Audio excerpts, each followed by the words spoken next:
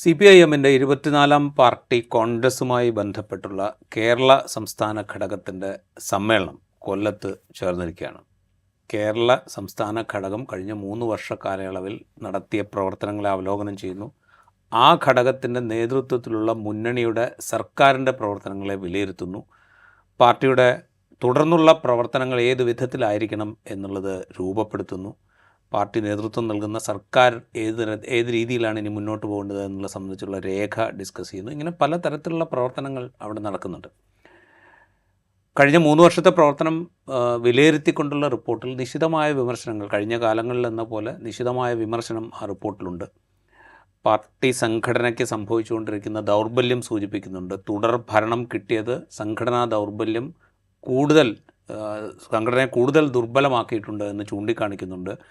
തുടർഭരണം പാർട്ടി കേഡർമാരുടെ മനോഭാവത്തിലുണ്ടാക്കിയ മാറ്റം, അവർ കൂടുതൽ ധനസമ്പാദനത്തിന് മുന്നിട്ടിറങ്ങുന്ന കാര്യങ്ങൾ, അല്ലെങ്കിൽ പാർട്ടി കേഡർമാർ അധികാര കേന്ദ്രങ്ങളായിട്ട് മാറുന്ന രീതികൾ, ഇതിനെക്കുറിച്ചൊക്കെ നിശിതമായി പറയുന്നുണ്ട്. ഇതിലൊക്കെ തിരുത്തു വേണം എന്ന് നിർദ്ദേശിക്കുകയും ചെയ്യുന്നുണ്ട്. ആ തിരുത്ത് എന്നുള്ളത് താഴെത്തലത്തിൽ മാത്രമല്ല, മുകൾ തട്ട് മുതൽ താഴെത്തട്ട് വരെ വേണം എന്നൊക്കെ നിർദ്ദേശിക്കുകയും ചെയ്യുന്നുണ്ട്.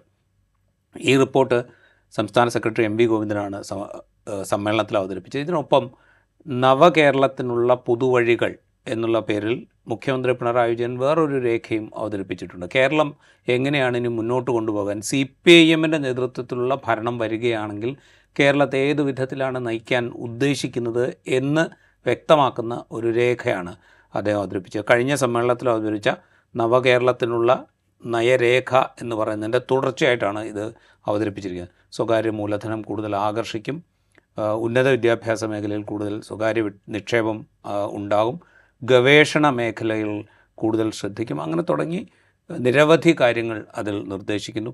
ഗതാഗത രംഗത്ത് വരുത്തുന്ന മാറ്റങ്ങൾ, കേരളത്തിൻ്റെ തനത് വരുമാന മാർഗങ്ങളെ എങ്ങനെയൊക്കെയാണ് കൂടുതൽ കണ്ടെത്തേണ്ടത്, അതെങ്ങനെയൊക്കെ സമാഹരിക്കാം എന്നുള്ളതിനെക്കുറിച്ചുള്ള നിർദ്ദേശങ്ങൾ, വരുമാനത്തിൻ്റെ അടിസ്ഥാനത്തിൽ ജനങ്ങളിൽ നിന്ന് ഫീസ് പിരിക്കുന്നതിനെക്കുറിച്ചുള്ള ആലോചനകൾ, ഇങ്ങനെ പലതരത്തിലുള്ള കാര്യങ്ങൾ അദ്ദേഹം മുന്നോട്ട് വയ്ക്കുന്നുണ്ട്. അതായത് ആ രേഖ വായിക്കുമ്പോൾ കേന്ദ്രത്തിൽ നിന്ന്, അതായത് കേന്ദ്രത്തിൻ്റെ സഹായമില്ലാതെ തന്നെ നിലനിൽക്കാൻ പാകത്തിലേക്കുള്ള ഒരു എൻറ്റിറ്റിയായി കേരളത്തെ മാറ്റണം എന്നുള്ളൊരു കാഴ്ചപ്പാട് ആ രേഖയിലുണ്ട് എന്ന് വേണമെങ്കിൽ നമുക്ക് പറയാം. നമ്മൾ ഇക്കാര്യമാണ് ഇന്ന് ഇൻസൈറ്റിൽ ഡിസ്കസ് ചെയ്യുന്നത്.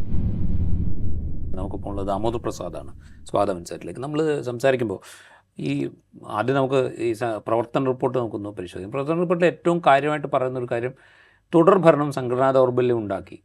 ബംഗാളിലേതുപോലെ ഒരു സിറ്റുവേഷൻ ആവർത്തിക്കാതിരിക്കാൻ മുൻകരുതൽ വേണം എന്ന് പറയുന്നുണ്ട്. അതിന് കാരണമായ പല കാര്യങ്ങളും ചൂണ്ടിക്കാണിക്കുന്നുണ്ട്. എൻ്റെ ഒരു ചോദ്യം, ഈ വിമർശനവും സ്വയം വിമർശനവും എല്ലാ പാർട്ടി സമ്മേളനങ്ങളും സംഭവിക്കാറുണ്ട്. കഴിഞ്ഞ സമ്മേളനത്തിലും ഇതൊക്കെ പറഞ്ഞതായിട്ട് എനിക്ക് ഓർമ്മയുണ്ട്. പാർട്ടിക്ക് സംഭവിച്ചുകൊണ്ടിരിക്കുന്നത് തെറ്റുതിരുത്തൽ രേഖ തന്നെ പലവട്ടം അതിനുശേഷം അംഗീകരിച്ചിട്ടുണ്ട്, അതിന് മുമ്പ് അംഗീകരിച്ചിട്ടുണ്ട്. പക്ഷേ ഇതൊന്നും താഴെത്തലത്തിലേക്ക് പോകുന്നില്ല, അല്ലെങ്കിൽ നേതൃതലത്തിൽ തന്നെ ഉണ്ടാകുന്നില്ല. അതങ്ങനെ നിൽക്കുകയാണോ? ഈ റിപ്പോർട്ടിൻ്റെ കാര്യത്തിലും അങ്ങനെ തന്നെയാണോ സംഭവിക്കുക? അല്ല, കമ്മ്യൂണിസ്റ്റ് പാർട്ടിയെ സംബന്ധിച്ചോളം അതിൻ്റെ സമ്മേളനം നടക്കുകയാണ്. 3 വർഷം കാലയളവ് തന്നെ പരിശോധിക്കുക, രാജീവ് സൂചിച്ച 3 വർഷം കാലയളവ് പരിശോധിക്കുക, തുടർന്നുള്ള പ്രവർത്തനങ്ങൾക്ക് വേണ്ടി തയ്യാറെടുക്കുക. തുടർന്ന് പ്രവർത്തനം തയ്യാറെടുക്കുക എന്ന് പറഞ്ഞാൽ വരുന്ന സർക്കാരിന് വേണ്ടിയുള്ള തെരഞ്ഞെടുപ്പിലേക്ക് തയ്യാറെടുക്കുക എന്നുള്ള കാര്യം. തെരഞ്ഞെടുപ്പ് ഏതാണ്ട് ഇനി വലിയ സമയമില്ല തെരഞ്ഞെടുപ്പിലേക്ക് തയ്യാറെടുക്കാനുള്ളൊരു, അപ്പോൾ അതിനുവേണ്ടി സജ്ജമാവുക എന്നുള്ളതും അതിനുവേണ്ടി ഒരു കാഴ്ചപ്പാട് രൂപീകരിക്കാൻ തന്നെയാണ് ഈ സമ്മേളനം കൊണ്ട് അവർ പ്രധാനമായിട്ട് ഉദ്ദേശിക്കുന്നത്. ഒപ്പം സംഘടനാ പ്രവർത്തനങ്ങൾ സംഭവിച്ച, അതാണ് നമ്മൾ റിപ്പോർട്ടിൽ വായിച്ചത്, പത്ര റിപ്പോർട്ടുകളിൽ ദേശമാനിലെല്ലാം വരുന്ന റിപ്പോർട്ടുകളിൽ നമ്മൾ പറഞ്ഞാലാണ്, നമ്മൾ മറ്റ് മുഖ്യധാര മാധ്യമങ്ങൾ മാത്രം പരിശോധിച്ചിട്ട് കാര്യമില്ല. അവർ പറയുന്നതനുസരിച്ചിട്ട് ഇത്തരം ദൗർബല്യങ്ങളും ഒക്കെ ചൂണ്ടിക്കാണിക്കുന്നു. പക്ഷേ ഈ ദൗർബല്യങ്ങളെക്കുറിച്ചുള്ള ഒരു പരിശോധന ഈ മുമ്പ് തന്നെ സമ്മേളനം ആരംഭിച്ച കാലയളവിൽ തന്നെ പല സ്ഥലങ്ങളിലും ബ്രാഞ്ച് തലത്തിൽ നിന്നൊക്കെ വിമർശനം ഉയർന്നിട്ടുള്ള പത്രങ്ങൾ വായിച്ചിട്ടുണ്ട്. പലതരത്തിലുള്ള പ്രശ്നങ്ങളുണ്ടായിട്ടുണ്ട്, പല സംഭവങ്ങൾ റിപ്പോർട്ട് ചെയ്യപ്പെട്ടിട്ടുണ്ട്, പല ആൾക്കാരെയും പുറത്താക്കുന്ന നടപടികളിലേക്ക് എടുക്കേണ്ടി വന്നിട്ടുണ്ട്. അപ്പോൾ കുറേ സീരീസ് ഓഫ് സംഭവങ്ങൾ ഉണ്ടായിട്ടുണ്ട് ഈ ശേഷം, ഈ തൊട്ടു മുമ്പുള്ള സമ്മേളനങ്ങൾ. അതിന് കൾമിനേഷൻ നിലയ്ക്കാണ് ഈ കാര്യങ്ങൾ റിപ്പോർട്ടിലായി വരികയും ഇതിൻ്റെ അകത്ത് വരുന്നത്. രാജീവ് ചോദിച്ച വളരെ ശരിയായിട്ടുള്ള കാര്യമാണ്. ഈ സ്വയംവിമർശനം നടത്തുന്ന കഴിഞ്ഞ സമയം നടത്തിയിട്ടുണ്ട്. പാലക്കാട് പ്ലീനറീസ് പണ്ട് ഒരു തെറ്റിദ്ധര പ്ലീനറി സമ്മേളനം നടന്നു. അങ്ങനെ പല ഘട്ടങ്ങളിലും പലതായി നടന്നിട്ടുണ്ട്. ഇതിൻ്റെ ആത്യന്തികമായിട്ട് ഇത് സംഘടനയ്ക്കകത്തുള്ള പ്രവർത്തകരെയും താഴെത്തട്ട് മുതലുള്ള മുകളിലുള്ള നേതൃത്വ നിലയിലുള്ള പ്രവർത്തകർ ഏതൊക്കെ നിലയ്ക്കിൽ അവരുടെ പ്രവർത്തനങ്ങളെ മാറ്റും എന്നുള്ള കാര്യത്തിൽ ഒരു അവ്യക്തത ഇപ്പോഴും ഉണ്ടെന്നാണ് എൻ്റെ തോന്നൽ. കാര്യം അതിൻ്റെ ഒരു പ്രതിഫലം പിന്നീട് കാണാമല്ലോ. പലപ്പോഴും തെറ്റിദ്ധരുത്തൽ രേഖയും മറ്റും കൊണ്ട് കാര്യം സമ്പത്ത് ആർജിക്കുന്ന വിഷയത്തെക്കുറിച്ചാണെങ്കിൽ അങ്ങനെ പല കാര്യങ്ങളുണ്ട്. പക്ഷേ CPM-ൻ്റെ അകത്ത് തന്നെ സ്ഥലം റിസോർട്ട് വാങ്ങുന്ന വിൽക്കുന്നതുമായി ബന്ധപ്പെട്ട ചർച്ചകളൊക്കെ നമ്മൾ കേൾക്കാറുണ്ട്. അത് പുറത്ത് നിഷേധിക്കാനെങ്കിൽ അതിന് നടത്തുന്നതാണ് മാധ്യമങ്ങൾ പറയുന്നത്. അപ്പോൾ ഇത്തരം കാര്യങ്ങൾ അതിൻ്റെ അകത്ത് നടക്കുമ്പോൾ തന്നെ ഇത്തരം ചർച്ച ഉണ്ടാകുന്നുണ്ട്. സ്വാഭാവികമായിട്ട് കമ്മ്യൂണിസ്റ്റ് പാർട്ടിയെ സംബന്ധിച്ചിടത്തോളം ഇത്തരം കാര്യം ചർച്ച ഒഴിവാക്കാൻ വേണ്ടി ചർച്ച നടക്കുന്നത് നല്ല കാര്യമാണ്. അതിൻ്റെ അകത്ത് കാര്യം റിപ്പോർട്ട് ചെയ്യപ്പെടുന്നുണ്ട്. അതിൻ്റെ അകത്തുള്ള സഹാക്കളെ ജാഗ്രതപ്പെടുത്തുന്നുള്ള വസ്തുതയാണ്. പക്ഷേ ഇതിൻ്റെ യഥാർത്ഥ ഇമ്പാക്റ്റ് നോക്കുമ്പോൾ ഇത് സംഘടനാപരമായിട്ട് എന്തെങ്കിലും മാറ്റം വരുത്തുന്നുണ്ടോ എന്നറിയാൻ പറ്റില്ല. പക്ഷേ തീർച്ചയായിട്ടും ഒരു പൊതുസമൂഹത്തിന് വിമർശനം ഉൾക്കൊള്ളാനായിട്ട് കമ്മ്യൂണിസ്റ്റ് പാർട്ടിക്ക് മനസ്സിലായിട്ടുണ്ടെന്നുള്ള തോന്നുന്നു എനിക്കുണ്ട് ഇതിൻ്റെ അകത്ത്. കാരണം പൊതുസമൂഹത്തിൽ വിമർശനം ഉയർന്നുന്നുണ്ട്. കാര്യം 2ാം തവണ ഭരണം കിട്ടിയപ്പോൾ പല സ്ഥലങ്ങളിലും ഈ നമ്മൾ കാണാൻ സാധിക്കുന്ന ഈ അമിതാധികാര പ്രവണത, അതുപോലെ തന്നെ സ്വത്ത് ആർജിക്കാനുള്ള താല്പര്യങ്ങൾ, ഇപ്പോൾ ആലപ്പുഴ സമ്മേളനത്തിലും തന്നെ അങ്ങനെ സംഭവം നമ്മൾ കണ്ടിരുന്നു. അതുപോലെ പലതരം മാഫിയ ബന്ധങ്ങൾ, ഇത് പലപ്പോഴും ഗോവിന്ദ മാഷ് തന്നെ പലപ്പോഴും സൂചിപ്പിച്ചിട്ടുള്ള പല സമ്മേളനങ്ങളും സൂചിപ്പിക്കാറുണ്ട് ഈ കാര്യം ഈ ജീവിക്കുന്ന പ്രവർത്തന റിപ്പോർട്ടിൽ അങ്ങനെ തന്നെ എഴുതി വെച്ചിട്ടുണ്ട്. പാർട്ടി അംഗങ്ങൾക്ക് കൊട്ടേഷൻ സംഘങ്ങളുമായിട്ട് ബന്ധമുണ്ട് എന്നുള്ളത് എഴുതി വെച്ചിട്ടുണ്ട്. റിയൽ എസ്റ്റേറ്റ് പ്രവർത്തനങ്ങളിൽ ഏർപ്പെടുന്നു, സമാഹരണം നടത്തുന്നു എന്നുള്ളത് പറയുന്നുണ്ട്. ഇതൊക്കെ നമുക്ക് പുറമേ നിന്ന് അറിയാവുന്ന കാര്യങ്ങൾ തന്നെയാണ്. പക്ഷേ ഇത് പാർട്ടി ആസച്ച് ഒരു ഡോക്യുമെൻ്റ് ആക്കുന്നു, ഇതൊന്നും ഇതിൽ അനുവദനീയമല്ല എന്ന് അവർ ആലോചിക്കുന്നുവെങ്കിലും ചെയ്യുന്നു എന്ന് പറയുന്ന ഒരു പോസിറ്റീവ്. തീർച്ചയായും. പക്ഷേ ഗോവിന്ദ മാഷ് തൊട്ടുപോലെ മദ്യപാനത്തെക്കുറിച്ച് പറഞ്ഞ പോലെ തന്നെയായിരിക്കും എനിക്ക് റിസൾട്ട് ഉണ്ടാകും. കാര്യം ഇതൊക്കെ പൊതുവിലായി പറയും, അതൊരു പ്രിൻസിപ്പിളായിട്ട് നിൽക്കും. പ്രിൻസിപ്പിൾ നടപ്പാക്കുക, പ്രായോഗികതയിൽ നടപ്പാക്കുക, എല്ലാവരും ഉൾക്കൊള്ളുക എന്നുള്ള കാര്യം അത് വളരെ ബുദ്ധിമുട്ട് പിടിച്ച പണിയാണ്. അത്തരം ഒരു സംഘടനാ ചുമതല ഗോവിന്ദ മാഷ് നിർവഹിക്കാൻ പറ്റുമെന്നുള്ള കാര്യം സംശയമുണ്ട്. കാര്യം ഭരണാധികാരം എന്ന് വിളിക്കുന്ന കേരളത്തിലാണ് എവിടെയാണെങ്കിലും ബംഗാളിൽ കണ്ടവർ ഭരണാധികാരം പല തട്ടിൽ പല ആൾക്കാരിലേക്ക് ആകർഷിച്ചിട്ടുണ്ടാവും. അവർ കമ്മ്യൂണിസ്റ്റ് പാർട്ടിയുടെ ഇടതുപക്ഷ ആശയങ്ങളായിട്ടൊരു തുലവും ബന്ധമുണ്ടാവില്ല. പല ആൾക്കാർക്ക് ആകർഷണീയത തോന്നണം. അവർ നമുക്ക് തെരഞ്ഞെടുത്ത് ഐഡൻറ്റിഫൈ ചെയ്ത് പുറത്താക്കാൻ അത്ര എളുപ്പമായിരിക്കില്ല. പക്ഷേ ഒരുപാട് പേര് അങ്ങനെ കടന്നു വരാൻ സാധ്യതയുണ്ട്. കാര്യം ഇതിൻ്റെ മറവിൽ ഈ അധികാരത്തിൻ്റെ സുഖ സൗകര്യങ്ങൾ ലഭിക്കുകയും അതേസമയം കമ്മ്യൂണിസ്റ്റ് പാർട്ടിയുടെ ഭാഗമായി നിൽക്കുകയും ചെയ്താൽ ആ മറവിൽ പല കാര്യങ്ങളും ചെയ്തെടുക്കാൻ പറ്റും. അങ്ങനെ വന്നിട്ടുള്ള കാര്യം അവർ തന്നെ എക്നോളജി പക്ഷേ എക്നോളജി ചെയ്യാൻ പ്രധാനപ്പെട്ട കാര്യമാണ്. ഒരു തുറന്ന എക്നോളജിയാണ് ഇതുള്ളത്, സ്വയം പരിശോധിക്കാൻ. പക്ഷേ അതിൻ്റെ റിസൾട്ട് ഉണ്ടാവുന്നതിനെക്കുറിച്ച് നമുക്ക് ഒരു സന്നിഗ്ധതയുണ്ട്. കാര്യം എങ്ങനെയാണ് അതിൻ്റെ ഒരു ഭാവി ഉണ്ടാവുക എന്നുള്ളത്. പക്ഷേ രാജീവ് നേരത്തെ സൂചിപ്പിച്ച കാര്യം ഈ 3 വർഷം പ്രവർത്തന റിപ്പോർട്ട് പ്രവർത്തനങ്ങൾ മുഴുവൻ വിശകലനം ചെയ്തുകൊണ്ട് ഇതിലുണ്ടായ മാറ്റങ്ങൾ പറയുന്നത് സംഘടനാപരമായിട്ട് നിലനിൽക്കണമെങ്കിൽ ഈ 2 തവണ കിട്ടിയോണ്ട് കാര്യമില്ലെന്നും 3ാം തവണ കിട്ടുമ്പോൾ സംഘടന കൂടുതൽ ദുർബലമാവുകയും പാർട്ടി വല്ലവരും ബാധിക്കുന്നൊരു തോന്നൽ അതിൻ്റെ അകത്ത് സംഭവിച്ചിട്ടുള്ള കാര്യം വളരെ പോസിറ്റീവാണ്. അത് വളരെ പോസിറ്റീവ് കാരണം അല്ലെങ്കിൽ 3ാം തവണ ഇലക്ഷനിലേക്ക് മത്സരിക്കുകയും CPM അധികാരത്തിൽ LDF CPM ഒരു അധികാരത്തിൽ വരികയും ചെയ്താൽ ഏതൊക്കെ തരത്തിലായിരിക്കും സംഘടന അത് ബാധിക്കാൻ പോകണമെന്നും അതിൻ്റെ ആശയങ്ങൾ എങ്ങനെയാണ് ദുർബലപ്പെടുക എന്നുള്ള കാര്യം ഗൗരവമായിട്ട് നേതൃത്വത്തിൽ കുറച്ചാളെങ്ങനെ ആലോചിക്കുന്നുള്ളത് ഉൾക്കൊള്ളുന്നത് വളരെ പോസിറ്റീവായിട്ട് കാര്യമാണ്. അല്ലെങ്കിൽ ബംഗാളിനേക്കാളും ഭീകരമായിരിക്കും അവസ്ഥ. അതിലൊരു കാര്യം വേറൊരു കാര്യം ചൂണ്ടിക്കാണിക്കുന്നത് കേരളത്തിലെ BJPയുടെ വളർച്ചയെക്കുറിച്ചാണ്. അതിൽ CPM-ൻ്റെ അടിസ്ഥാന വോട്ടർമാരായിരുന്ന ആളുകൾ പോലും BJP-യിലേക്ക് ഷിഫ്റ്റ് ചെയ്തിട്ടുണ്ട് എന്ന് സമ്മതിക്കുന്നുണ്ട്. അതിന് ഉദാഹരണമായിട്ട് ഇപ്പോൾ നമുക്ക് എല്ലാവർക്കും അറിയാവുന്ന പോലെ ആറ്റിങ്ങലും ആലപ്പുഴയും ഒക്കെ ചൂണ്ടിക്കാണിക്കുന്നുണ്ട്. തൃശ്ശൂരത്തെ തോൽവി പറയുന്നുണ്ട്. നേരത്തെ ഇപ്പോൾ നമ്മൾ മുമ്പുണ്ടായിരുന്നൊരു പൊതു നറേറ്റീവ് എന്ന് പറഞ്ഞു കഴിഞ്ഞാൽ ഈ BJP-യിലേക്ക് ഷിഫ്റ്റ് ചെയ്യുന്ന വോട്ടുകളൊക്കെ ഈ കോൺഗ്രസിൻ്റെ വോട്ടുകളാണ് എന്നുള്ള നറേറ്റീവ് ഉണ്ട്. ഈ നറേറ്റീവ് സൃഷ്ടിക്കുന്നതിൽ CPM ലീഡർഷിപ്പിന് വലിയ പങ്കുണ്ടായിരുന്നു. അതിലൊട്ടൊക്കെ അന്ന് സത്യം ഉണ്ടായിരുന്നു. പക്ഷെ ഇപ്പോൾ അത് മാറിയിരിക്കുന്നു എന്ന് CPM തന്നെ മനസ്സിലാക്കുന്നുണ്ട്. അത് മനസ്സിലാക്കി ഗ്രൗണ്ട് ലെവലിൽ ആക്ട് ചെയ്യുക എന്നുള്ളൊരു പണി ഇത് ട്രാൻസ്ലേറ്റ് ചെയ്യപ്പെടും. ഇതെങ്കിലും ട്രാൻസ്ലേറ്റ് ചെയ്യപ്പെടും. മറ്റത് ട്രാൻസ്ലേറ്റ് ചെയ്യപ്പെടുമോ ഇല്ലയോ എന്നുള്ളത് സംശയമാണ്. കാരണം വെച്ച് കഴിഞ്ഞാൽ മുൻകാല അനുഭവങ്ങൾ നമ്മളെ അങ്ങനെ ചിന്തിക്കാൻ പ്രേരിപ്പിക്കുന്നില്ല. അത് CPM സംബന്ധം പ്രധാനപ്പെട്ട കാര്യമാണ്.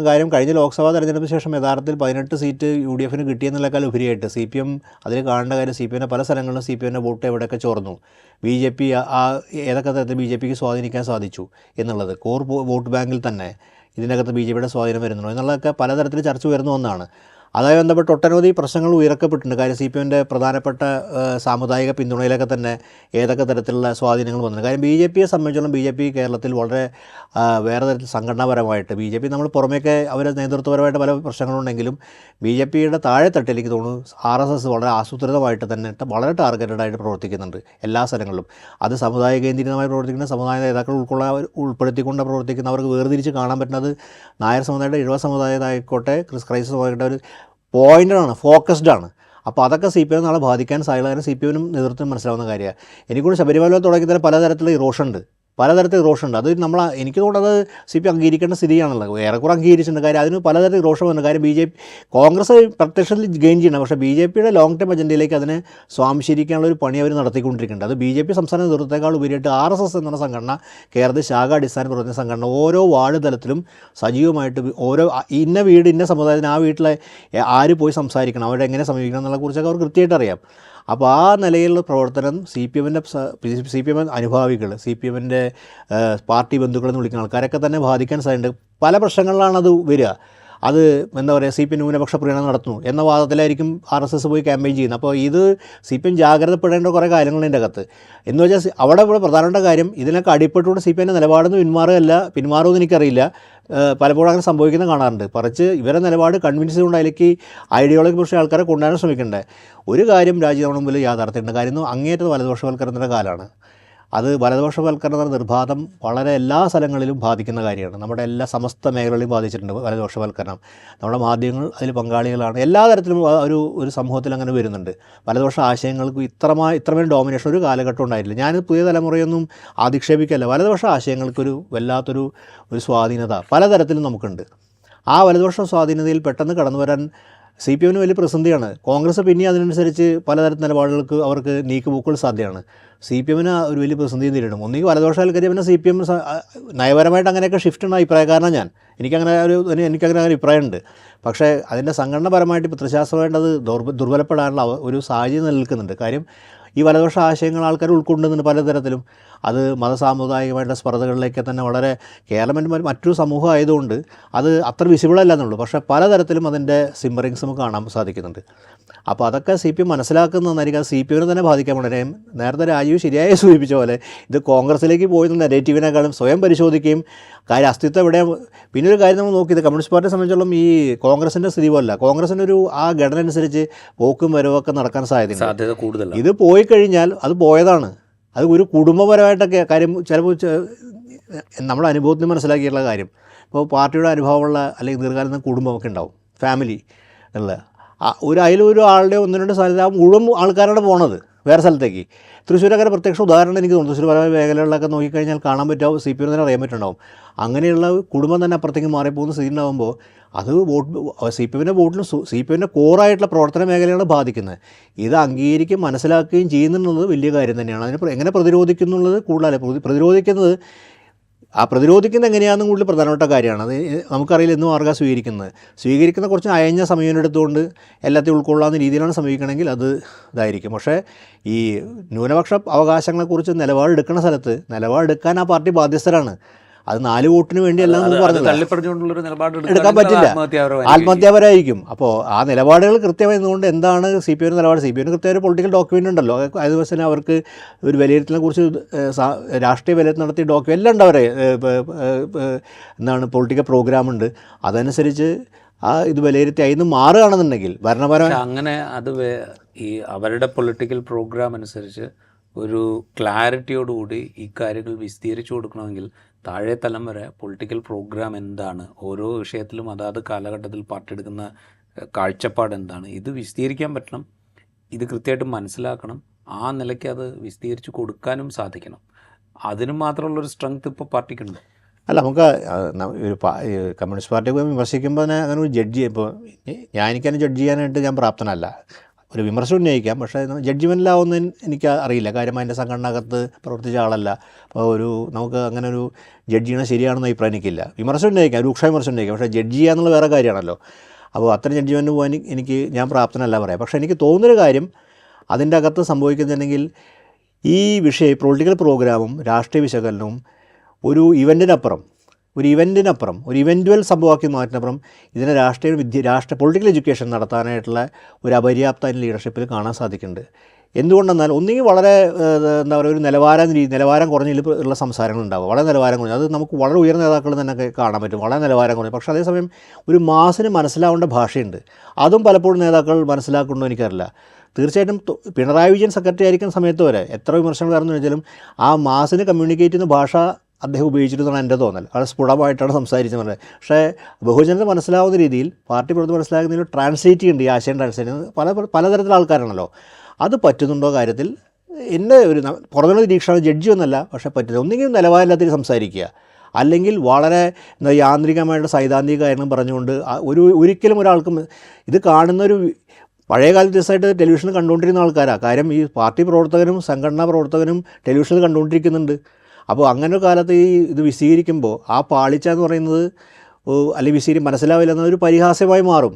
അത് വെറുതെ നമ്മൾ പറയുന്ന വിമർശനമല്ല, അതൊക്കെ മനസ്സിലാക്കാൻ പക്ഷേ അവർക്ക് ശരി തോന്നുന്നുണ്ടാവാം. പക്ഷേ എങ്ങനെയാണ് റിസീവ് ചെയ്യപ്പെടുന്നത്, ഇത്തരം ഐഡിയ റിസീവ് ചെയ്യപ്പെടുന്നത്, ഞാൻ ഇത്രയാണ് ഉദ്ദേശിക്കുന്നത്. ഒരു മാസ് എഡ്യൂക്കേഷൻ എന്ന സാധനം കമ്മ്യൂണിസ്റ്റ് പാർട്ടികൾക്ക് എല്ലാ കാലത്തുണ്ട്. ആ കമ്മ്യൂണിസ്റ്റ് പാർട്ടി രീതിയാണ് മാസ് എഡ്യൂക്കേഷൻ എന്നുള്ളത്, പൊളിറ്റിക്കൽ എഡ്യൂക്കേഷൻ, രാഷ്ട്രീയ വിദ്യാഭ്യാസം നൽകുക എന്നുള്ളത്. ആ രാഷ്ട്രീയം ഒരു ജനങ്ങളുടെ ജനകീയ ഭാഷയിലാണ് നൽകുന്നത്. എന്തുകൊണ്ട് നമ്മൾ പലപ്പോഴും പറയും EMS എന്ന എത്ര സിമ്പിളായിട്ട് മലയാളം എഴുതിയിരുന്നത്, വളരെ എല്ലാ കോംപ്ലിക്കേറ്റഡ് ആയിട്ട് മലയാളം എഴുതാത്ത ആളാണ്. കാര്യം വളരെ എന്താ എഴുതിയിരുന്നത്, എഴുതൊരു മാസിനോട് കമ്മ്യൂണിക്കേറ്റ് ചെയ്യാന്നുള്ള നിർബന്ധ ബുദ്ധിയോട് എഴുതുന്ന കമ്മ്യൂണിക്കേഷനാണത്. അപ്പോൾ അതുകൊണ്ട് അത്തരം ഒരു കമ്മ്യൂണിക്കേഷൻ, ക്ലാരിറ്റിയുള്ള കമ്മ്യൂണിക്കേഷൻ നടത്താൻ ഇന്ന് പറ്റുന്നുണ്ടോ ചോദിച്ചാൽ അത് ലീഡർഷിപ്പിന് പലപ്പോഴും പറ്റാതെ പോകുന്നുള്ളതാണ് നമ്മൾ കണ്ടുവരുന്നൊരു കാര്യം. അതായത് ഈ സംഘടനാ റിപ്പോർട്ടിൽ ചൂണ്ടിക്കാണിക്കുന്ന ഈ ദൗർബല്യങ്ങളുണ്ടല്ലോ, ഇത് തിരുത്തേണ്ടതാണ് എന്ന് പറയുകയും പക്ഷേ അത് സംഘടനാപരമായി തിരുത്തുക അത്രത്തോളം എളുപ്പമല്ല. എന്നുവെച്ചാൽ പുതിയ സാഹചര്യങ്ങൾ, പുതിയ സാധ്യതകൾ, അത് വ്യക്തി എന്നുള്ള നിലയ്ക്ക് പാർട്ടിയിൽ അംഗമാവുന്ന ആളുകൾക്ക് പോലും മുന്നിൽ തുറന്നു കിട്ടുന്ന സൗകര്യങ്ങൾ, ഇതൊക്കെ പെട്ടെന്ന് ഒഴിവാക്കിക്കൊണ്ട് പാർട്ടിയോട് ചേർന്ന് നിൽക്കുക എന്ന് പറയുന്നത് വ്യക്തികൾക്ക് ഒരുപക്ഷെ സാധ്യമാവില്ല, പുതിയ കാലത്ത് ഒരുപക്ഷെ സാധ്യമാവുന്നുണ്ടാവില്ല. ആ ക്രൈസിസ് പാർട്ടി നേരിടുന്നുണ്ടാവും. ഇപ്പുറത്ത് വലിയ വലതുപക്ഷവൽക്കരണം വലിയ തോതിൽ നടക്കുകയും ചെയ്യുന്നു, അതിൻ്റെ വേഗം വളരെയധികം കൂടുകയും ചെയ്യുന്നുണ്ട്. അപ്പോൾ ഇതിനെ മറികടക്കാനുള്ളൊരു ശ്രമത്തിൻ്റെ ഭാഗമായിട്ടായിരിക്കും ഈ പിണറായി വിജയൻ ഈ നവകേരള രേഖ എന്നുള്ളത് കഴിഞ്ഞ സമ്മേളനത്തിൽ അവതരിപ്പിക്കുകയും ഇക്കുറി അതിനുള്ള പുതിയ പാത എന്നുള്ള നിലയിൽ ഒരു പുതിയ രേഖ അവതരിപ്പിക്കുകയും പൊതുവിൽ അഡ്രസ്സ് ചെയ്യപ്പെടുന്നില്ല എന്ന് തോന്നുന്ന വിഭാഗങ്ങളെ മുഴുവൻ അഡ്രസ്സ് ചെയ്യുന്ന വിധത്തിലും അവർക്ക് കൂടുതൽ അവസരങ്ങൾ ഉണ്ടാകാൻ പോകുന്നു എന്നുള്ളൊരു തോന്നലുണ്ടാക്കുകയും ഒക്കെ ചെയ്യുന്നത് അതിൻ്റെ ഭാഗമായിട്ടായിരിക്കും. തീർച്ചയായിട്ടും നമുക്കൊരു കാര്യം നമ്മൾ ഇത് ഇഷ്ടപ്പെട്ടാലും നമ്മുടെ എന്താ പറയുക, ഇപ്പോൾ ഇതിന് ഇടതുപക്ഷ അനുഭവങ്ങൾക്ക് ഇഷ്ടപ്പെട്ടാലും ഇഷ്ടപ്പെട്ടില്ലെങ്കിലും ചിലപ്പോൾ ഇഷ്ടപ്പെട്ടെ, പക്ഷേ പിണറായി വിജയൻ എന്ന സെക്രട്ടറി ആയിരിക്കുമ്പോഴും മുഖ്യമന്ത്രിക്ക് ഒരു അപ്രമാദിത്വം CPM പാർട്ടി ഇത്രയും കാലമായിട്ടുണ്ട്. 98 മുതലുള്ള അപ്രമാദിത്വമാണ് അത്. ദീർഘകാലത്ത് അപ്രമാദിത്വം നിലനിൽക്കുന്നുണ്ട്. അതിന് ഒരു തരത്തിലുള്ള ഒരു എന്താ പറയുക, VSൻ്റെ കാലത്ത് VSന് സ്വന്തമായൊരു ശൈലിയും VSന് സ്വന്തമായൊരു ജനകീയ ആഭിമുഖ്യവും ജനകീയ നേതാവായിരുന്നു. പാർട്ടിയുടെ പുറത്ത് വലിയ സ്വാധീനം ഉണ്ടായിരുന്നെങ്കിലും പാർട്ടി എന്ന് പറയുന്നത് സംഘടനാ സംവിധാനം പിണറായി വിജയൻ്റെ നിയന്ത്രണത്തിൽ തന്നെയായിരുന്നു. ഇതൊരു വസ്തുതയാണ്. അതുകൊണ്ട് തന്നെ VS അച്യുതാനന്ദൻ മുഖ്യമന്ത്രിയായ സമയത്ത് പാർട്ടി അപ്പുറത്ത് അസർട്ട് ചെയ്യുന്നു. എല്ലാ കാലത്തും കമ്മ്യൂണിസ്റ്റ് പാർട്ടി, അതായത് ഇക്കെ നേരെ മുഖ്യമന്ത്രിക്ക് VS അച്യുതാനന്ദൻ അപ്പുറത്ത് സെക്രട്ടറി ആണെങ്കിൽ, അല്ലെങ്കിൽ ചടയങ്കോവിന്ദൻ സെക്രട്ടറി ആണെങ്കിൽ, മറ്റാരെങ്കിലും സെക്രട്ടറി ആണെങ്കിൽ കമ്മ്യൂണിസ്റ്റ് പാർട്ടി ആ സ്ട്രക്ചർ വന്നിരുന്നു. അതെല്ലാവരും പറയുന്ന കാര്യമാണ്. അന്നത്തെ വിമർശനങ്ങൾ ആലോചിച്ചറിയാം. AK സെൻ്ററുടെ തീരുമാനം എന്നാണ് എപ്പോഴും പറയാം. ഗവൺമെൻറ്റിൻ്റെ തീരുമാനം AK സെൻ്ററുടെ തീരുമാനം എന്ന് പറയാം. ഇന്നിപ്പോൾ ഏതെങ്കിലും തീരുമാനം AK സെൻ്ററുടെ തീരുമാനം പറയും. പലപ്പോഴും പറയുന്ന AK സെൻ്ററുടെ തീരുമാനങ്ങൾ പോലും മുഖ്യമന്ത്രി എടുക്കുന്നു എന്ന തരത്തിലാണ് ഇന്ന് പൊതുവിൽ സംസാരം ഉണ്ടാകുന്നത്. അപ്പോൾ മുഖ്യമന്ത്രിയുടെ അപ്രമാദിത്വം ആ സീൽ അതിൻ്റെ പുറത്തുണ്ട്. നവകേരളത്തിൻ്റെ പുറത്തും നമ്മൾ മനസ്സിലാക്കുന്ന കാര്യം, ഇപ്പോൾ ജനകീയ ആസനം 96 LDFന് എപ്പോഴും ഒരു ബിഗ് ഐഡിയ കൊണ്ടുവരും. 96 പ്രധാനപ്പെട്ട ഇതായിരുന്നു ജനകീയ ആസനം. പക്ഷേ അത് EMS ഒക്കെ തുടങ്ങി അവരെ വലിയ നേതാക്കളെ ആലോചിച്ച് പാർട്ടി അംഗീകരിച്ചിട്ടാണത് ഗവൺമെൻറ്റിൻ്റെ പ്രോഗ്രാമായി മാറുന്നത്. EMSന് വലിയ പങ്കുണ്ട്. അത് നമുക്കറിയാം. EMSനുമായി ബന്ധപ്പെട്ട് അന്നത്തെ പ്ലാനിങ്ങിലൂടെ EMSൻ്റെ മകനും തോമസ് ഐസക് ഉണ്ട്. അപ്പോൾ അതൊരു ദീർഘ പ്രക്രിയയ്ക്ക് ശേഷമാണ് അതൊരു ഗവൺമെൻറ് പ്രോജക്റ്റായി വരുന്നത്. കാര്യം അതിനു തന്നെ ഈ പാർട്ടി പഠന കോൺഗ്രസുകളിലൂടെ ഇത് രൂപീകരിച്ചു. പക്ഷേ നവകേരളം സംബന്ധിച്ചോളം അങ്ങനെ ഒരു പ്രോസസ്സിലൂടെ കടന്നു വന്നിട്ടുണ്ടോ ചോദിച്ചാൽ എനിക്ക് തോന്നുന്നില്ല. നമ്മൾ മനസ്സിലാക്കിയിട്ടില്ല. ആ നവകേരളത്തിൽ നമ്മൾ നോക്കുകയാണെങ്കിൽ കൃത്യമായി കാണാൻ പറ്റുന്നത് പിണറായി വിജയൻ നേതാവിൻ്റെ മുദ്ര പതിഞ്ഞ അദ്ദേഹത്തിൻ്റെ വികസനത്തെക്കുറിച്ചും അദ്ദേഹത്തിൻ്റെ സാമൂഹ്യ ജീവിതത്തെക്കുറിച്ചുള്ള അദ്ദേഹത്തിൻ്റെ സമീപനത്തിൻ്റെ മുദ്ര പതിഞ്ഞ നിലപാട്. ഒരു ഷമ്മി ഗോവിന്ദ മാഷ പലപ്പോഴും നിലപാട് അതിന് വളരെ വ്യത്യസ്തമായി നമ്മൾ കേൾക്കാറുണ്ട്. ഇതിനെ പിന്തുണയ്ക്കുമ്പോഴും മാർക്സിസത്തിൻ്റെയും മറ്റൊക്കെ തൊഴിലാളി വർഗ രാഷ്ട്രീയത്തിൻ്റെയും, അതുപോലെ കഴിഞ്ഞ ദിവസം നടത്തിയ രസായന പ്രസ്ഥാനം ഞാൻ ശ്രദ്ധിച്ചു. അത് നമ്മൾ എല്ലാവരും ശ്രദ്ധയിൽ വന്ന കാര്യമാണ്. ആശാ വർക്കർമാരെ കുറിച്ച് ഞങ്ങളുടെ ശത്രു അംബാനി അദാനിയാണ്. ഇതൊക്കെ ഇന്നത്തെ കാലത്ത് കമ്മ്യൂണിസ്റ്റ് പാർട്ടി ലീഡർ പറയുന്നത് അത്ഭുതമാണ്. കാര്യം ശത്രു എന്നൊക്കെ വാക്ക് രാഷ്ട്രീയ ശത്രു എന്നാണ് പറയുന്നത്. അദാനിയും അംബാനിയും ഒക്കെ വളരെ കുറച്ച് ആൾക്കാർ പറയുള്ളൂ. പക്ഷേ അത്തരം ഒരു നയസമീപനമല്ല മുഖ്യമന്ത്രി, ബഹുമാനപ്പെട്ട മുഖ്യമന്ത്രിയുടെ പിണറായി വിജയൻ സെക്രട്ടറി ആയിരിക്കുമ്പോഴും. അപ്പോൾ ആ മുദ്ര പതിഞ്ഞാണ്.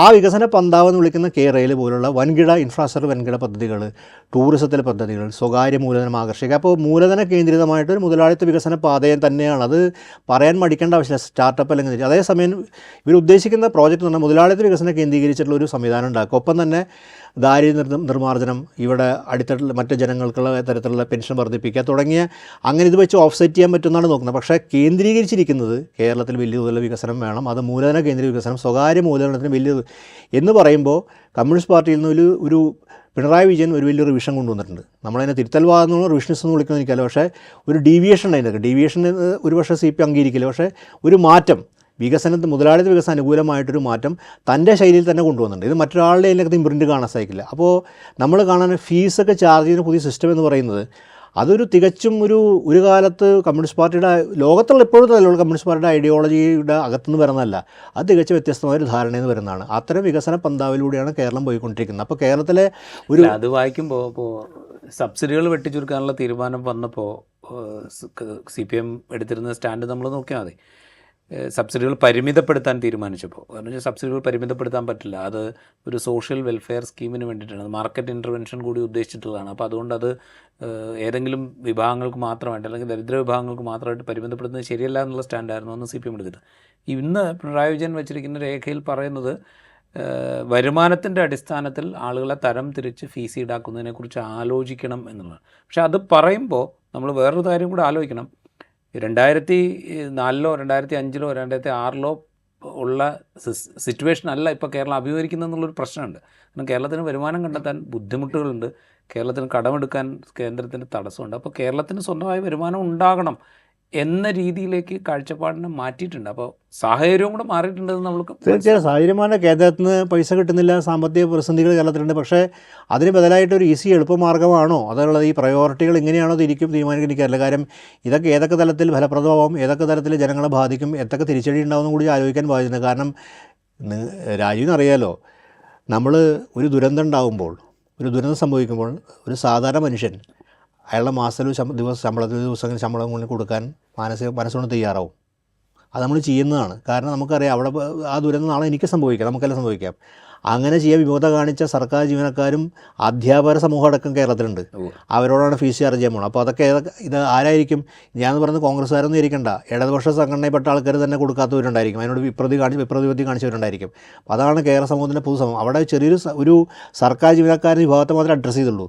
ഈ ഫീസ് തുടങ്ങിയ കാര്യങ്ങൾ വലിയൊരു വിഭാഗത്തിലേക്ക് വരികയാണെങ്കിൽ അത് ഏതൊക്കെ തരം പ്രത്യേകത ഉണ്ടാക്കുന്നത് സ്വയം ആലോചിക്കേണ്ട കാര്യമാണ്. അപ്പോൾ അതൊക്കെ എളുപ്പം നടക്കുന്ന കാര്യമല്ല. പക്ഷേ ഇവിടെ CPM നയം എന്ന് പറഞ്ഞെങ്കിൽ ഇപ്പം നിങ്ങൾ പൊളിറ്റിക്കൽ റെസൊല്യൂഷൻ നോക്കിയാൽ കാണാൻ പറ്റുന്നത് ടാക്സ് ഉയർത്താൻ പറയുന്നുണ്ട്. പ്രോഗ്രസീവ് ടാക്സേഷൻ എന്ന് പറഞ്ഞാൽ പ്രോഗ്രസീവ് ടാക്സേഷൻ ആരുടെയാണ്? പ്രോഗ്രസീവ് ടാക്സേഷൻ എന്ന് പറഞ്ഞാൽ ഇപ്പോൾ കേരളത്തിന് സ്വന്തമായി ടാക്സ് കൊണ്ടുവരാൻ പറ്റില്ല. പ്രോഗ്രസീവ് ടാക്സേഷൻ CPM ഉദ്ദേശിക്കുന്നത് സെൻട്രൽ ഗവൺമെൻറ്റിൽ അധികാരത്തിൽ വന്നാൽ നടപ്പാക്കാൻ പറ്റുന്ന ഒരു ടാക്സേഷനാണ്. അതെ, കോർപ്പറേറ്റുകളെയും വൻ മൂലധന ആൾക്കാരും ടാക്സിനെ കുറിച്ചാണ്. അതാണ് CPM നയം. പക്ഷേ ഇങ്ങനെ തരംതിരിച്ച് വരുമാനം അനുസരിച്ചൊക്കെ ഈ ഫീസ് അതിന് വ്യക്തതയില്ല, എനിക്ക് വ്യക്തം മനസ്സിലായില്ല. പക്ഷേ അങ്ങനെ മൂലധനത്തിന് സൗകര്യപ്പെടുന്ന രീതിയിൽ കേരളത്തിൻ്റെ ഒരു അന്തരീക്ഷം മാറുന്നില്ല. കേരളത്തിന് വേറെ ട്രഡീഷനൊക്കെ ഉണ്ട്, അതിൻ്റെ കേരള മോഡലിൻ്റെ പരിമിതികൾ ഉണ്ടാകുമ്പോൾ അതിന് ട്രഡീഷൻ, ആ ട്രഡീഷനായിട്ട് എത്ര വരെ മാച്ച് ചെയ്ത് പറയാനില്ല. പക്ഷേ ഈ സാമൂഹ്യക്ഷേമെന്ന് പിൻവലിയാൻ പോകുന്നില്ല. അത് കോൺഗ്രസിന് കേരളത്തിൽ പിൻവലിയാൻ പറ്റില്ല. സൂചിപ്പിക്കുന്നുണ്ട്. അതായത് ക്ഷേമ പെൻഷനുകൾ വർദ്ധിപ്പിക്കും, വീട്ടമ്മമാർക്ക് കൂടെ, അതായത് ഹൗസ് വൈഫായിട്ട് വീട്ടിലിരിക്കുന്ന സ്ത്രീകൾക്ക് കൂടെ പെൻഷൻ അനുവദിക്കുന്ന കാര്യം ആലോചിക്കും, ഇത്തരം കാര്യങ്ങളൊക്കെ പറയുന്നുണ്ട്. അപ്പോൾ എന്ന് വെച്ച് കഴിഞ്ഞാൽ ഈ ബ്ലെൻഡാണ് ഉദ്ദേശിക്കുന്നതെന്ന് തോന്നുന്നു. വരുമാനം വർദ്ധിപ്പിക്കാനുള്ള നടപടികൾ ഒരു ഭാഗത്തുണ്ടാവുക, കൂടുതൽ തൊഴിലവസരങ്ങൾ സൃഷ്ടിക്കുന്ന വിധത്തിൽ കൂടുതൽ, അത് പൊതു താല്പര്യത്തെ ഹനിക്കാത്ത സ്വകാര്യ നിക്ഷേപം എന്നുള്ളതാണ് അതിൽ സൂചിപ്പിക്കുന്നൊരു കാര്യം. അതുപോലെ കരിമണൽ പ്രയോജനപ്പെടുത്തിക്കൊണ്ടുള്ള സംഗതികളെക്കുറിച്ച് സംസാരിക്കുന്നുണ്ട്. തീരവാസികൾക്കും ആദിവാസികൾക്കും അവരുടെ വിദ്യാഭ്യാസ ആവശ്യങ്ങൾ നിറവേറ്റുന്നതിന് പ്രത്യേക സ്കീമിനെക്കുറിച്ച് എന്ന് വെച്ചാൽ പല കാര്യങ്ങളെക്കുറിച്ച് അത് ഡിസ്കസ് ചെയ്യുന്നുണ്ട്.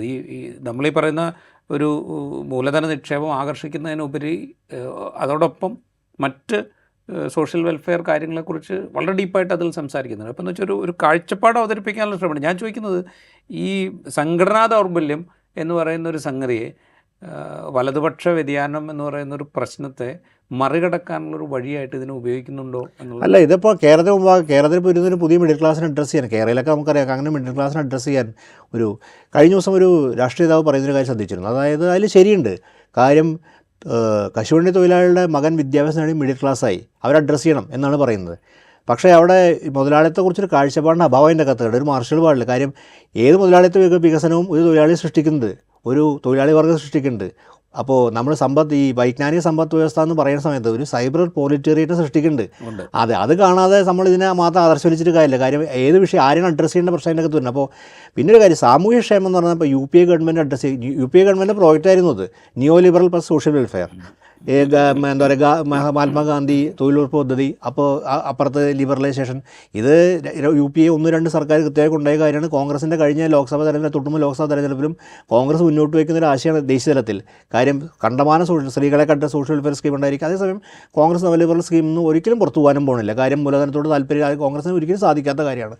അപ്പോൾ സമാനമായൊരു പദ്ധതിയിലേക്കാണ് കേരളം വരുന്നത്. പക്ഷേ കേരളത്തിന് പലതരത്തിലുള്ള പരിമിതികളുണ്ട്. കേരളത്തിൻ്റെ ആവാസ വ്യവസ്ഥയുടെ പരിമിതികൾ, ഭൂമിശാസ്ത്രപരമായ പരിമിതികൾ, ഇതൊക്കെ അങ്ങനെ കണക്കിലെടുക്കുന്നതല്ല. പക്ഷേ ഈ വികസനം ഏതൊക്കെ തരത്തിൽ കേരളത്തെ ബാധിക്കാൻ പോകുന്നത്, കേരളത്തിൻ്റെ സാമൂഹിക ജീവിതത്തിൻ്റെ വേറെ പ്രത്യേകിച്ച് കേരളത്തിൽ ഒരുപക്ഷെ ഇടതുപക്ഷ അനുഭാവികളുടെ എണ്ണം വളരെയധികമുള്ള രാജ്യം കൂടി ആയതുകൊണ്ട് CPM നാക്കുന്നല്ല, പലതും വളരെ സൂക്ഷ്മ വിമർശന വിധേയമാക്കുന്ന ആൾക്കാരാണ്. അപ്പോൾ ആ പ്രശ്നം കൂടി കാണണം. കാര്യം ഇപ്പോൾ കരിമണൽ ഖനനം, ഇപ്പോൾ കടൽ മണൽ ഖനനം ഇപ്പോൾ കേന്ദ്രം തന്നെ കൊണ്ടുവന്നിരിക്കുന്നു, അതിനെ CPM എതിർക്കുന്നുണ്ട്. പക്ഷേ ഇതൊക്കെ ഇതിനായി ബന്ധപ്പെട്ട് വരുന്ന സമയത്ത് എങ്ങനെയായിരിക്കും അതിൻ്റെ പ്രത്യാഘാതങ്ങൾ ഉണ്ടാക്കുക. അപ്പോൾ ഇത് ഏത് വഴിക്കാണ് ഇതിൻ്റെ പ്രശ്നം എന്നുണ്ടെങ്കിൽ, ഇത് പാളിക്കഴിഞ്ഞാൽ CPM സംഘടന പാളിച്ചായിരിക്കും. കാര്യം CPM സംഘടനയ്ക്ക് നല്ല കാര്യം അതിനെ സമയത്ത് അത് ഒരുപക്ഷെ വലിയ തോതിലൊന്നും അതിന് അപ്പർ മിഡിൽ ക്ലാസ്സൊന്നും CPM പോയി ആകർഷിക്കപ്പെടാൻ പോകുന്നില്ല.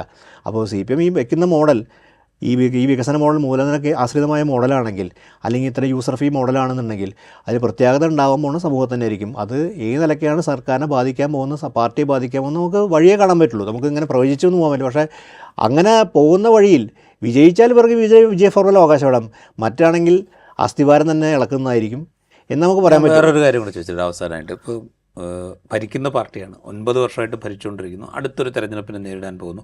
ആ തെരഞ്ഞെടുപ്പിന് ഒരുങ്ങുക എന്നുള്ള പ്രക്രിയ കൂടി സംസ്ഥാന സമ്മേളനത്തിൽ നടക്കുന്നുണ്ട്. അങ്ങനെ ഒരു പാർട്ടി സംസ്ഥാന സമ്മേളനം നടത്തുന്നു, സ്വയം വിമർശനം നടത്തുന്നു, പുതിയൊരു രേഖ വയ്ക്കുന്നു, ഞങ്ങളിതാ കാഴ്ചപ്പാട് ഇതാണ് ഞങ്ങൾ അവതരിപ്പിക്കാൻ പോകുന്നത് എന്ന് പറയുന്നു. ഈ പ്രവർത്തനം CPM ഈ പറയുന്ന പ്രവർത്തനം മുൻപും നടത്തിയിട്ട്, ഇപ്പോൾ ജനകീയ ആസൂത്രണ കാര്യം മുഹമ്മദ് പ്രസാദ് സൂചിപ്പിച്ച, അതിനു മുമ്പ് AKG പഠന ഗവേഷണ കേന്ദ്രം നടത്തിക്കൊണ്ടിരുന്ന കേരള വികസന കോൺഗ്രസ്സുകളുണ്ട്, അതിൽ വന്നിരിക്കുന്ന വലിയ ചർച്ചകളുണ്ട്. ഇതൊക്കെ ദീർഘകാലമായിട്ട് നടന്നുകൊണ്ടിരിക്കുന്ന ഒരു പ്രോസസ്സിൻ്റെ തുടർച്ച തന്നെയായിട്ട് നമുക്ക് വേണമെങ്കിൽ ഇതിനെ കാണാം. കാഴ്ചപ്പാടിൽ മാറ്റം ഉണ്ടായിപ്പോയി.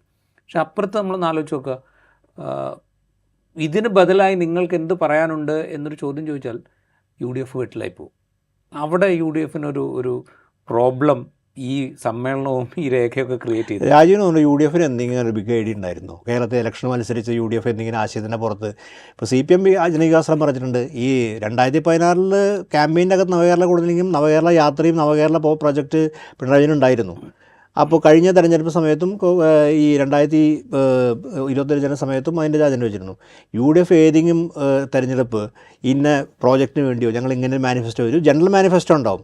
UDF പലപ്പോഴും ബാങ്ക് ചെയ്യുന്ന എന്താണ്, ഭരണവിരുദ്ധ വികാരം, സാമുദായികമായിട്ടുള്ള ഗുണഫലങ്ങൾ, ഇതൊക്കെ തന്നെയാണ് UDFൻ്റെ കൊണ്ടുപോകുക. അതിപ്പോഴും ഇന്ന് ശക്തമല്ലേ? കാരണം 2 ടൈം ഭരിച്ചു വരുമ്പോൾ ഭരണവിരുദ്ധ വികാരം ഉണ്ടായിരിക്കും, സാമുദായികമായിട്ടുള്ള തരത്തിലുള്ള അതാണിപ്പോൾ കുറച്ച് UDFന് കിട്ടാതെ പോകുന്നത്. അത് ഗുണകരം. UDF ഒരു ഏത് കാലത്താണ് UDF? പക്ഷേ ഞാൻ ചോദിക്കുന്നത് അത് ശരിയാണ്. ഒരു കാലത്തും അങ്ങനെ ഒരു വലിയ, ഇപ്പോൾ 2001 100 സീറ്റിനടുത്ത് 99 സീറ്റും ഒരു സ്വതന്ത്രം, കഴക്കൂട്ടത്ത് MA വാഹിദ്, അത്രയും ജയിച്ച ഘട്ടത്തിൽ പോലും ആ തെരഞ്ഞെടുപ്പ് നേരിട്ട് റിപ്പോർട്ട് ചെയ്ത ആളാണ് ഞാൻ. ആ തെരഞ്ഞെടുപ്പിൽ പോലും UDFന് ഞങ്ങൾ അധികാരത്തിൽ വന്ന് ഈ വിധത്തിലായിരിക്കും കേരളത്തിൽ, അങ്ങനെ ഒരു കാര്യമൊന്നും UDF മുന്നോട്ട് വെച്ചിരുന്നില്ല. ജനറലായിട്ടുള്ളൊരു മാനിഫെസ്റ്റോ ഉണ്ടായിരുന്നു എന്നുള്ളതേ ഉള്ളൂ. പക്ഷേ ആ കാലമല്ല 2025 എന്ന് വെച്ചാൽ ആളുകൾ മാറി, ആളുകളുടെ കാഴ്ചപ്പാട് മാറി, മൊത്തത്തിലുള്ള ഒരു ഷിഫ്റ്റ് വലിയ തോതിൽ വന്നിട്ടുണ്ട്. അപ്പോൾ അത് അഡ്രസ്സ് ചെയ്യേണ്ടി വരില്ലേ UDFന്? അതെ, UDFന് അഡ്രസ്സ് ചെയ്ത് UDF സംബന്ധിച്ചിടത്തോളം എനിക്ക് തോന്നുന്നു അത് UDF ആലോചിക്കുന്നത് എങ്ങനെയാണില്ല. പക്ഷേ UDF സംബന്ധിച്ചാൽ അത്ര ഒരു കൃത്യമായ ഡോക്യുമെൻറ്റേഷൻ പ്രോജക്റ്റ് മുന്നോട്ട്, ഒരു വിഷൻ മുന്നോട്ട് വെച്ചൊന്നും രാഹുൽ ഗാന്ധി കഴിഞ്ഞ ലോക്സഭ തെരഞ്ഞെടുപ്പിനെ ശ്രമിച്ചു. പക്ഷേ അത് എനിക്കറിയില്ല എത്രമാത്രം പ്രായോഗികമായിരിക്കും. UDF മുന്നോട്ട് വയ്ക്കാൻ പോകുന്ന രാഷ്ട്രീയം എന്ന് പറയുന്നത്, അല്ലെങ്കിൽ അവർക്ക് ഗുണഫലം കിട്ടാൻ പോകുന്നത് ഭരണവിരുദ്ധ വികാരം തന്നെയാണ്. ഭരണവികാരത്തെ ആഭ്യന്തര വകുപ്പിനുള്ള കാര്യം, എനിക്ക് സംസ്ഥാന ആഭ്യന്തര വകുപ്പിൻ്റെ വിമർശനമൊക്കെ കാര്യമായിട്ട് വന്നു, എല്ലാ കാര്യം വിമർശിക്കപ്പെടേണ്ടതാണ്. മുഖ്യമന്ത്രി നേരിട്ട് ചുമതല വഹിക്കുന്ന വകുപ്പാണ് ആഭ്യന്തര വകുപ്പ്. കാര്യം പലപ്പോഴും ഇടതുപക്ഷം ഭരിക്കുന്ന സമയത്ത് മുഖ്യമന്ത്രിമാർ മുഖ്യമന്ത്രിയാണ് വയ്ക്കാറുള്ളത്. പക്ഷേ VSൻ്റെ കാലം വ്യത്യസ്തമായിരുന്നു. ആ ചുമതല നന്നായി ആ വകുപ്പ് കൈകാര്യം ചെയ്ത് നമുക്ക് എല്ലാവർക്കും അറിയാം. അത്തരമൊരു ഷെയറിംഗ് ഒന്നും മുഖ്യമന്ത്രി ചെയ്യാറല്ല, നമുക്ക് എല്ലാവർക്കും അറിയുന്ന കാര്യം. പക്ഷേ ഇവിടെ പ്രധാനപ്പെട്ട കാര്യം ഇത്തരം കാര്യങ്ങൾ സമൂഹത്തിലുണ്ട്.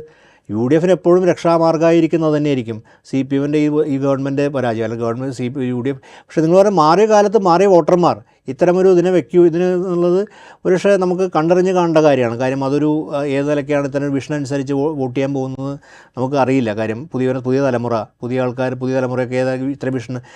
അപ്പുറത്ത് നമ്മൾ മനസ്സിലാക്കണം, BJP അപ്പുറത്ത് സ്ട്രോങ് ആയിട്ടുണ്ട്. അവർക്ക് മോഡി എന്നുള്ള വലിയ വിഷനുണ്ട് അവിടെ. മോഡിയുടെ വികസനം അത് ഡബിൾ എഞ്ചിനാണ്.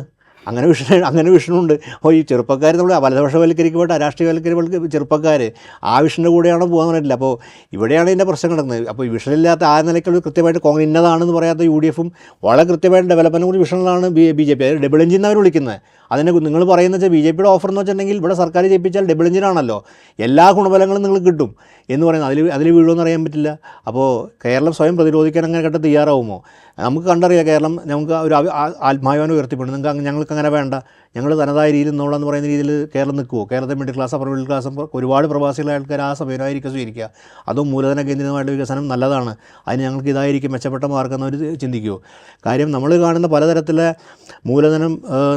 മൂലധനത്തിൻ്റെ മുതലാളിമാർ, പണം മുടക്കുന്നവരൊക്കെ തന്നെ കേന്ദ്ര സർക്കാരായിട്ട് വളരെ അടുത്ത ബന്ധം പുലർത്തുന്ന ആൾക്കാരാണ്. അവർക്ക് അതിൽ ഈ കേരളത്തെ പുറത്തെ സംസ്ഥാനങ്ങൾ വലിയ താല്പര്യമുള്ള ആൾക്കാരാണ്.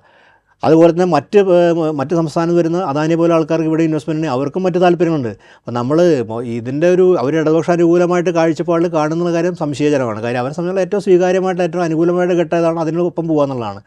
പക്ഷേ അവിടെയാണ് നിങ്ങൾ പറഞ്ഞ കാര്യമാണ്, വിഷനും BJP-ക്കും ഉണ്ട്. UDF സംബന്ധിച്ചുള്ളതല്ല. UDF ഇപ്പോഴും നിലനിൽക്കുന്നത് അതിൻ്റെ പരമ്പരാഗത രീതിയിലെ പ്രവർത്തനവും അതിൻ്റെ ഈ കാഴ്ചപ്പാടനുസരിച്ചാണ്. അത് ഭരണവിരുദ്ധ വികാരം. ഇപ്പോൾ നിങ്ങൾ നേരെ 2001 പ്രതിപക്ഷം നമ്മൾ നോക്കുകയാണെങ്കിൽ AK-ൻ്റെ അന്ന് പ്രതിപക്ഷ നേതാവ് വലിയ പ്രതിപക്ഷ സമരം നടത്തിയിട്ടില്ല. നിയമസഭയിലും വലിയ ശബ്ദം ഉയർത്തിയിട്ടില്ല. പക്ഷേ വലിയ ഗുണമാണ് കിട്ടിയിട്ടില്ല. അപ്പോൾ അത് എങ്ങനെയാണ് പ്രവർത്തിക്കുക നമുക്കറിയാൻ പറ്റില്ല. കാര്യം അത് UDF-ന് അങ്ങനെ സഹായം നിലനിൽക്കുന്നുണ്ട്. UDF-ന് എല്ലാ കാലം സാധ്യതയായിരുന്നു. പിന്നെ സാമുദായികമായിട്ടുള്ള ബന്ധങ്ങൾ സൃഷ്ടിക്കുക എന്നുള്ളത് അതിൽ നിന്നുണ്ട്. ഇനിയിപ്പോൾ ശശിധരനെ പോലെ നേതാവുണ്ട്, അവർക്ക് വലിയ വിഷനായിട്ടുള്ള ആൾ, സ്റ്റാർട്ടപ്പും ഈ വികസന പദ്ധതിക്കുള്ള ഒരാൾ അപ്പുറത്തുണ്ട്.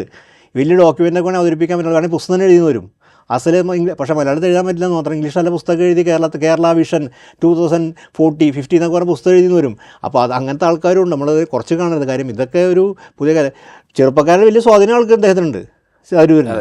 അപ്പോൾ ഇങ്ങനെയൊക്കെ പശ്ചാത്തല കേരളം നിൽക്കുന്നത്. അപ്പോൾ നമുക്കത് അതിനെക്കുറിച്ച് നമുക്ക് അങ്ങനെ പ്രെഡിക്റ്റ് ചെയ്ത് പോകാൻ പറ്റുന്ന കാലമാണെന്ന് എനിക്ക് തോന്നുന്നില്ല. കാര്യം എങ്ങനെയാണ് വരാൻ പോകുന്നുള്ളത്. പക്ഷേ CPM ഒരു 3-ാം ടൈമിൽ ശ്രമിക്കുന്ന സമയത്ത് നമ്മുടെ മുമ്പിലുള്ള പ്രധാനപ്പെട്ട കാര്യം ഈ സമ്മേളനത്തിന് ഇപ്പോൾ അതിനെ അംഗീകരിച്ച കാര്യം സംഘടനയെ ദുർബലപ്പെടുത്തുന്നു. അപ്പോൾ 3-ാം തവണയും കൂടി അധികാരത്ത് വരുമ്പോൾ സംഘടനാ ബന്ധങ്ങൾ എങ്ങനെയായിരിക്കും? സംഘടനയ്ക്ക് എത്ര സ്വാധീനമുണ്ടായിരിക്കുമോ? അതോ സംഘടന തീരെ അപ്രമാദിത്വമില്ലാതെ ദുർബലമായിരിക്കുമോ? സെക്രട്ടറിമാർക്ക് യാതൊരു സ്വാധീനമില്ലാതെ ഗവൺമെൻറ്റിൻ്റെ പ്രോജക്റ്റുകൾ അംഗീകരിക്കുക, അതിനുവേണ്ടി ഒരു ഗവൺമെൻറ്റിൻ്റെ പബ്ലിക്കേഷൻ ഓഫീസർ അല്ലല്ലോ സംസ്ഥാന സെക്രട്ടറി. ഗവൺമെൻറ് എടുക്കുന്ന നയപരിപാടികളെ പ്രചരിപ്പിക്കലല്ല സംസ്ഥാന ഒരു പാർട്ടി സെക്രട്ടറിയുടെ ഒരു ഉത്തരവാദിത്തം ഞാൻ മനസ്സിലാക്കുന്നത്. പക്ഷേ ആ നിലയിലായിരിക്കും പാർട്ടി സെക്രട്ടറി ഭാവി പ്രവർത്തനം. ഗവൺമെൻറ് നിലപാടെടുക്കുന്നതിനെ വക്താവായി പ്രചരിപ്പിക്കുക. അപ്പോൾ ഗവൺമെൻറ് PRO മാറും എന്നുള്ളൊരു പ്രശ്നം നിലനിൽക്കുന്നുണ്ട്. അതൊക്കെ കമ്മ്യൂണിസ്റ്റ് പാർട്ടി സ്ട്രക്ചറിനകത്ത് ആലോചിക്കേണ്ടത്. പക്ഷേ കമ്മ്യൂണിസ്റ്റ് പാർട്ടിക്ക് മാറാം. കാരണം എന്തറിയോ? ലെനിനിസ്റ്റ് പാർട്ടിയാണത്. ഡെമോക്രാറ്റിക് സെൻട്രലിസ്റ്റ് അതിൻ്റെ കോർ. ഡെമോക്രാറ്റിക് സെൻട്രലിസ്റ്റ് ഇവിടെ കോർഡിനേറ്റർ എന്ന സങ്കല്പം അതൊരു ഈ മാനേജ്മെൻറ്റ് സങ്കല്പമല്ലേ കോർഡിനേറ്റർ എന്നൊക്കെ. അപ്പോൾ അതുവരെ നമുക്ക് ആയിക്കഴിഞ്ഞു ഇടക്കാരാണെങ്കിൽ കോർഡിനേറ്റർ സങ്കല്പം. അപ്പോൾ കമ്മ്യൂണിസ്റ്റ് പാർട്ടി മാറാൻ ശ്രമിക്കുന്നുണ്ടാവും, പലതരത്തിലും പുതിയ കാലത്തനുസരിച്ച് മാറുന്നുണ്ടായിരിക്കാം. അതെങ്ങനെയാണ് ആ രൂപാന്തരീകരണം എന്നുള്ളത് കണ്ടറിഞ്ഞ് കാണണം. റൈറ്റ്. എന്തായാലും CPM-ൻ്റെ സംസ്ഥാന സമ്മേളനം അവസാനിക്കുമ്പോൾ നമ്മൾ അടുത്ത ഒരു തെരഞ്ഞെടുപ്പിനുള്ള മുന്നൊരുക്കം കൂടിയായിട്ട് അതിനെ കാണേണ്ടി വരും. ആ നിലയ്ക്ക് ആ സമ്മേളനത്തിൽ അവതരിപ്പിക്കപ്പെടുന്ന മുഖ്യമന്ത്രി അവതരിപ്പിച്ച രേഖയ്ക്ക് വലിയ പ്രാധാന്യവുമുണ്ട്. സ്വയം വിമർശനം നടക്കുന്നു. പാർട്ടിക്കെതിരായ രൂക്ഷമായ വിമർശനങ്ങൾ പൊതുസമൂഹത്തിൽ നിന്ന് തന്നെ ദീർഘകാലമായി ഉയരുന്നുണ്ട്. അതുപോലെ ഭരണത്തിനെതിരായ വിമർശനങ്ങളും നിലനിൽക്കുന്നുണ്ട്.